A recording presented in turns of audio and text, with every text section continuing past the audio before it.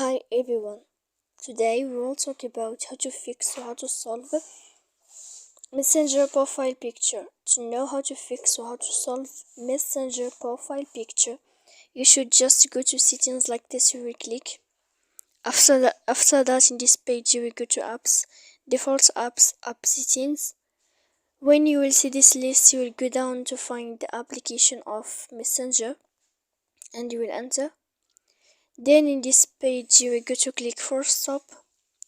After that, you will enter to storage. When you will see this page, you will click clear cache. Then you will go to click clear data. And after all that, when you will end this, you can update your application. So please don't forget to support us by like and subscribe. See you next time in another video, and thank you for watching.